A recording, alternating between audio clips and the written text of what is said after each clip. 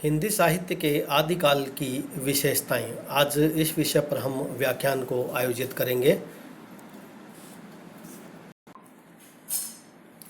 हिंदी साहित्य के इतिहास का यह जो प्रारंभिक काल है, यह भाषा और साहित्य दोनों दृष्टियों से पर्याप्त एक संपन्न काल है। उसकी समस्त देन का अभी तक सही ढंग से मूल्यांकन भी नहीं हो पाया है। कारण यह है कि विद्वान इस काल की प्रामाणिकता, भाषा, साहित्य के विवादों में उलझ कर रह गए हैं। इस कारण से इस काल की जो उपलब्धियां हैं वो बहुत अपार है, जिसका हमारे सामने सही ढंग से उसका वर्णन आज तक नहीं हो पाया है। निरंतर शोध चल रहे हैं और उसके आधार पर इस हिंदी साहित्य के आदिकाल की जो एक सामान्य विशेषताएं हैं वह इस प्रकार हैं।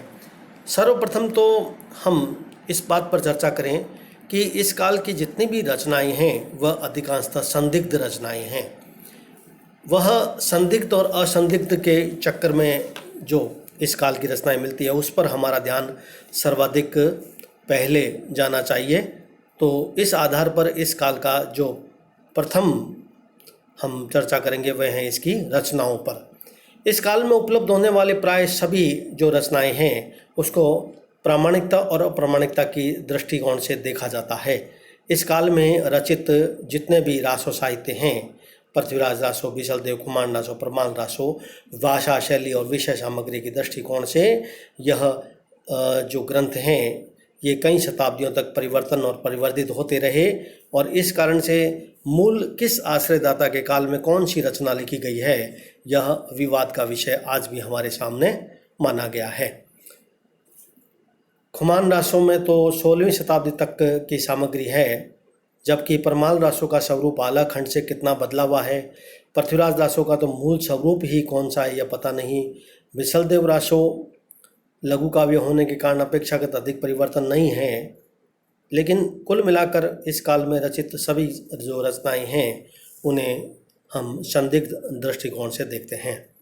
इस काल की जो दूसरी विशेषता है कि इसमें जितने भी साहित्यिक ग्रंथ मिलते हैं उसमें ऐतिहासिकता का निरंतर अभाव हमें देखने को मिलता है।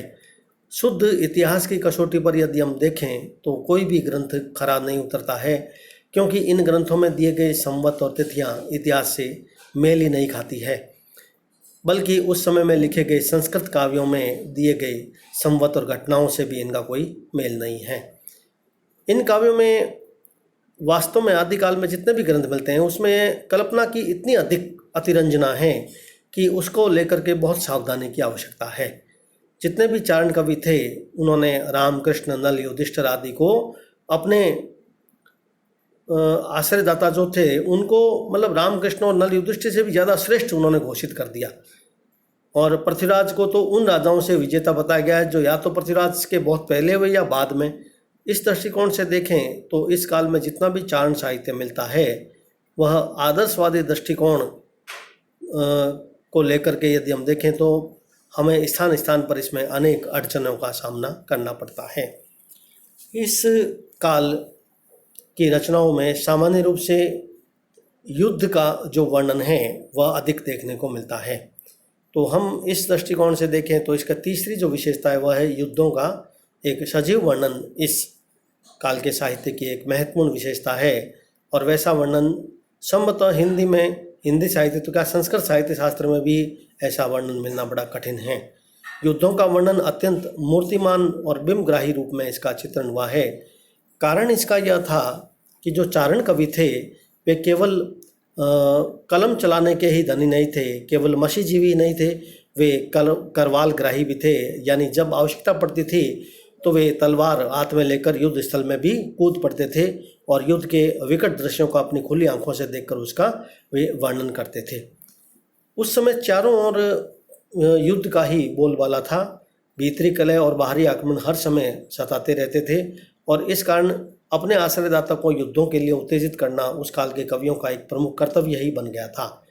जैसा कि आचार्य हजारी प्रसाद द्विवेदी ने भी कहा कि लड़ने वालों की संख्या तो कम थी, क्योंकि लड़ाई भी जाति विशेष का पेशा मान ली गई।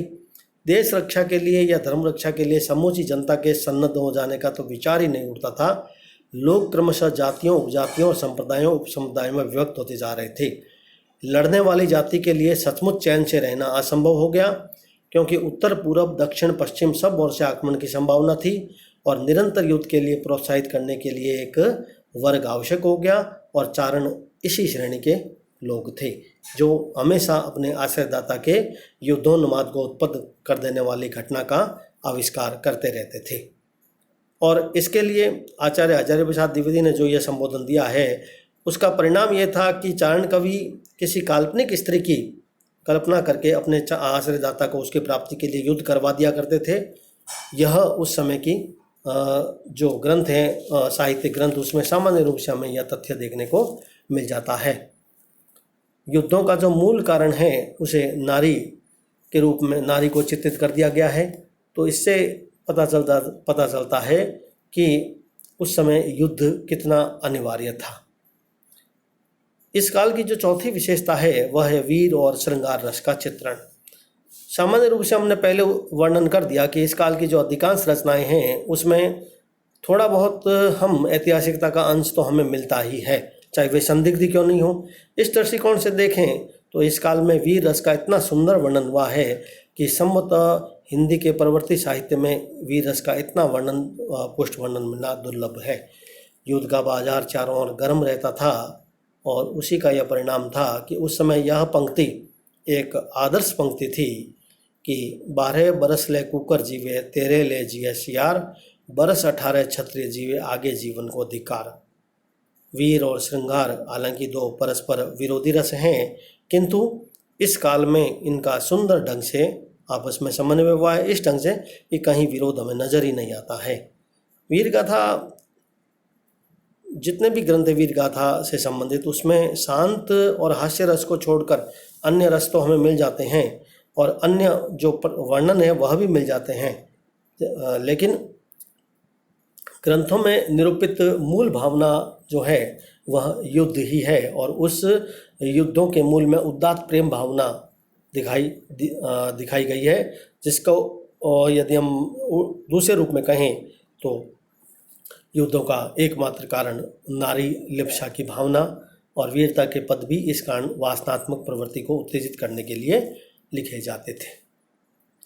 इस काल की जो पांचवी विशेषता है वह यह कि इस काल में संकुचित राष्ट्रीयता देखने को मिलती है। हिंदी साहित्य के इस काल में संकुचित राष्ट्रीयता इस रूप में देखने को मिल जाती है कि देशद्रोही जयचंद तक के गुणानुवाद से संबंधित ग्रंथ मिल जाते हैं। जैसे भट्ट केदार ने जयचंद प्रकाश और मधुकर ने जय मयंक जस चंद्रिका नामक ग्रंथ लिखे। हम सभी जानते हैं कि जयचंद के द्वारा मोहम्मद गौरी को एक निमंत्रण भिजवाया गया भारत पर आक्रमण के लिए और उस राजा तक के गुणगान उस काल के कवियों में किया गया। तो इससे पता चल जाता है कि चारण कवियों ने अपने आश्रयदाताओं की प्रशंसा का मुक्त कंठ से गुणगान किया, चाहे वह देशद्रोही भी क्यों न हो। और संकुचित राष्ट्रीयता का तो इस समय वर्णन इतना मिल जाता है कि अधिकांश जो राजा थे वो कोई बहुत बड़े नहीं थे, तो छोटे छोटे सामंत भी थे और 10-50 गांवों को ही अपने राष्ट्र मानने वाले जो राजा थे, है ना, उनको भी बहुत बड़े बड़े योद्धा के रूप में उस काल के कवियों के द्वारा चित्रण किया गया। सही अर्थों में देखें तो यह हमारे देश का एक महादुर्भाग्य था कि उस काल में इस प्रकार के जो चित्रण हमें देखने को मिलते हैं। इस काल की जो अगली हम विशेषता देखेंगे, छठी, वह है प्रकृति का चित्रण। हालांकि वीर और श्रृंगार में प्रकृति का बात करना बेमानी सा है, पर यदि हम गहराई से देखें तो इस काल के साहित्य में प्रकृति का आलंबन और उद्दीपन दोनों रूपों में चित्रण हमें कुछ स्थानों पर अवश्य मिल ही जाता है। नगर, नदी, पर्वत आदि का वस्तु वर्णन भी शोभनीय बन पड़ा और प्रकृति के स्वतंत्र रूप के चित्रण में भी इन काव्यों में हमें थोड़े ही मिलते हैं। प्रकृति चित्रण की जो उदात्त शैली हमें आगे के हिंदी साहित्य मिलती है, वैसा चित्रण इस काल में नहीं है। केवल प्रकृति चित्रण के नाम पर परिगणन शैली को अपनाया गया है। इस काल की जो सातवीं विशेषता है वह है इस काल के रासो ग्रंथ।